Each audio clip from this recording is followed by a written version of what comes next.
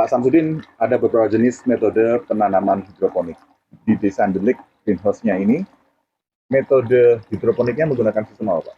Kita pakai sistem NFT atau kita bahasa petaninya air mengalir lembut. Dengan metode hidroponik ini, tingkat keberhasilan yang diperhitungkan oleh Pak Samsudin kira-kira berapa persen, Pak? Beberapa kali panen 90% sampai 95%. Untuk kebutuhan sarana produksi pertanian, analisa hasil usahanya, saya ingin tanyakan, Pak. Kebutuhan pupuk untuk 1000 tanaman dengan metode hidroponik NFT ini kira-kira berapa karung pupuk, jenisnya apa, dan harganya berapa? Kalau kapasitas 1000 untuk populasi tanaman 1000 tanaman itu sekitar 4 kantong. Untuk satu kantong kami beli itu 600 ribuan. Berarti kebutuhan pupuknya sekitar 600 kali 2.400.000. pengadaan bibit menggunakan bibit lokal atau impor dan dari mana, Pak? Harganya berapa? Kami yang selama ini pernah pakai bibit impor, tapi itu dalam uji coba. Tapi yang sering kita lakukan benih lokal itu produk dari jenisnya jenis Kirani, itu breed nyampe 17-18. Harga per bibit? Harga per bibit antara 1.500 sampai 2.000. Hidroponik membutuhkan suplai listrik. Kebutuhan listrik dalam satu musim tanam sampai berapa ribu, Pak? Karena kami memakai water pump itu kebutuhannya kecil ya, kami dalam satu musim panen itu antara 150 sampai 200 ribu kita untuk beli token listrik. Herbisida, fungisida, dan insektisida? Untuk herbisida karena kita pakai hidroponik, artinya kita nggak pakai herbisida. Tapi kalau fungisida sama insektisida itu kami tergantung kondisi tanaman. Kalau karena kami ini terserang jamur atau serangan hama itu baru kami pakai. Tapi untuk tanaman ketiga kemarin kami tidak memakai fungisida maupun insektisida sama sekali. Kami cuma perlakuan antisipasi cuci daun. Pakai air sumur biasa kita semprot. Umur tanaman melon jenis ini berapa hari, Pak? Dan berapa kira-kira tenaga kerja yang dibutuhkan, termasuk biaya tenaga kerjanya berapa? Kalau usia tanaman kan 60 hari. Satu greenhouse kira-kira mempekerjakan berapa orang, biayanya berapa? Untuk tenaga, ini untuk yang sudah terbiasa memelihara melon, itu satu tenaga cukup. Tapi kalau untuk pemula, untuk populasi 1000 tanaman, kalau satu tenaga yang pemula, itu agak keteteran. Makanya kami masih perlu pendampingan. Asumsikan satu hari 75.000, mau nggak, Pak? Kita kalau pakai tenaga itu asumsinya pakai upah harian kerja. Jadi kalaupun dia kerja setengah hari, satu hari itu kita pakai upah harian kerja. Jadi kalau di sini antara 90 sampai 100 ribu per hari. Berarti dalam 2 bulan butuh biaya tenaga kerja sekitar 6 jutaan, Pak, ya? Sekitar 6 jutaan. Ya 4 juta lah, karena kan 2 bulan perawatan. Lagi ya. 1000 tanaman, tingkat keberhasilan berapa persen, dan total panen kira-kira berapa juta, Pak?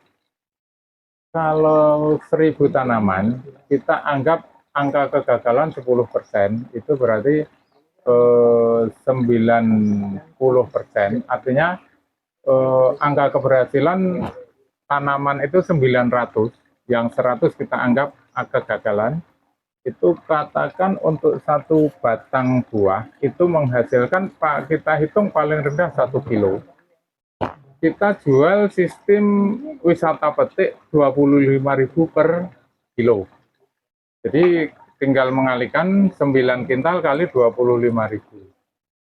Kalaupun itu satu batang hasilnya lebih dari 1 kilo, itu bonus keuntungan. Kita pakai angka terendah 1 kilo. Biaya pertanamannya? Biaya pertanaman ini per batang dari benih, insek, bumi, sama tenaga kerja, sama listrik itu sekitar 8.000 sampai 10.000. Bu Sekdes, mengapa Desa Delik berani menciptakan greenhouse dengan budidaya tanaman melon? Anggarannya dari mana dan alasannya apa? Ya, untuk anggaran dari greenhouse ini dari dana desa tahun 2024.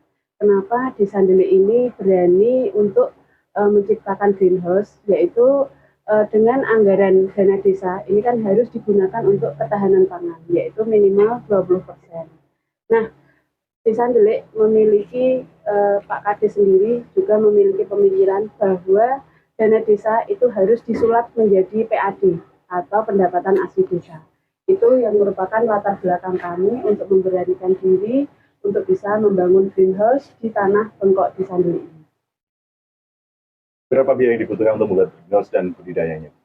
Untuk anggaran yaitu 20% dari dana desa itu sekitar 225 juta rupiah. Untuk greenhouse, pembangunan greenhouse, kemudian untuk bibit dan untuk perawatan. Hidroponik melon ada sesuatu yang berisiko. Sumber daya manusia yang dilibatkan, apakah cukup mumpuni, Bu? Untuk SDM yang kami miliki ini alhamdulillah cukup mumpuni, tentunya dengan pendampingan dari ahli yaitu Pak Samsudin dan ada Mas Fajar. Nah, ini Mas Fajar ini sebagai generasi petani milenial nanti, Pak. Apakah BPD, Badan Permusyawaratan Desa, menyetujui rencana ini dan menetapkan target kembalinya investasi maupun dari DD menjadi PAD ini? Untuk BPD, setiap kali kita musyawarah desa pasti selalu dilibatkan. Dan alhamdulillah dengan musyawarah desa tersebut, BPD juga menyetujui untuk pembangunan greenhouse ini. Dan untuk tadi target, ini memang tidak ada target dalam pengembalian modal. Nah, artinya yang penting DD ini nanti bisa digunakan secara berkelanjutan. Dalam jangka panjang, ya, dengan wilayah seluas ini, maksud cuma satu greenhouse, Bu? Ya. Sudah ada perbincangan untuk membuat belasan greenhouse lagi?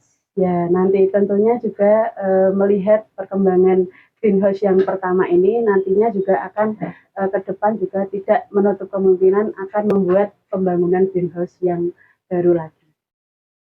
Secara umum, dalam 2 bulan greenhouse ini sudah menghasilkan sekitar 20-25 jutaan.